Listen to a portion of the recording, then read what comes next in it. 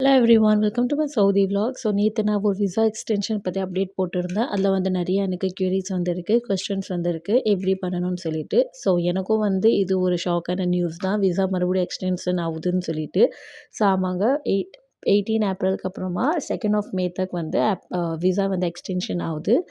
ஆனால் வந்து இது ஒரு கன்ஃபார்மான நியூஸ் வரல. ஆனால் எனக்கு தெரிஞ்ச ஒரு சிஸ்டர் வந்துட்டு பண்ணிகிட்டு இருக்கிறாங்க. ஸோ எனக்கு தெரிஞ்சு இது ஹெல்ப்ஃபுல்லாக இருக்கும்னு சொல்லி தான் நான் இது வீடியோ ஷேர் பண்ணியிருக்கிறேன்.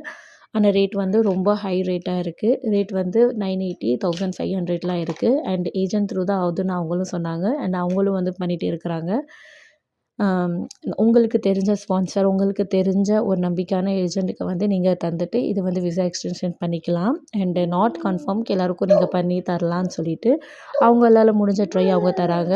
ஸோ இது ஒரு கன்ஃபார்மான நியூஸ் இல்லை. ஆனால் சில பேருக்கு ஆகுதுனால தான் நான் இதை ஷேர் பண்ணியிருக்கிறேன். மேபி உங்களுக்கு இங்கே சவுதியில் முக்கியமான இருக்கணும், இம்பார்ட்டன்ஸ் உங்களுக்கு இருக்கணும்னா நீங்கள் வந்து எக்ஸ்டென்ஷன் பண்ணிக்கலாம்.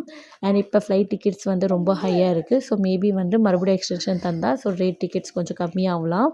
ஸோ அதுக்கு ஒரு பெஸ்ட்டான இது ஆப்ஷன் தான் தந்திருக்கிறாங்க. ஸோ நான் வந்து இது ஏஜென்ட்க்கு உங்களுக்கு வந்து சஜஸ்ட் பண்ண மாட்டேன். உங்களுக்கு தெரிஞ்ச ஏஜென்ட், உங்களுக்கு தெரிஞ்ச யாராச்சும் இருந்தால் நீங்கள் எக்ஸ்டென்ஷன் பண்ணிக்கலாம். நானும் எனக்கு போட்டிருக்கிறேன், ஆனால் எனக்கு இன்னும் வரல. நான் சொன்ன மாதிரி ரேட் வந்து ரொம்ப ஹையாக இருக்குது. 1200 ரியால், 980 ரியால்ஸ்லாம் இருக்குது. ஸோ உங்கள் அக்கார்டிங் எது ப்ரைஸ் பெஸ்ட்டாக இருக்கோ நீங்கள் வந்து அவங்கக்கிட்ட பேசி நீங்கள் பண்ணிக்கலாம். ஸோ அவ்வளோதாங்க. இன்னும் ஏதாச்சும் அப்டேட் இருந்தால் நான் ஷேர் பண்ணுறேன். வீடியோ ஹெல்ப்ஃபுல்லாக இருந்திருந்தால் லைக் பண்ணிக்கோங்க.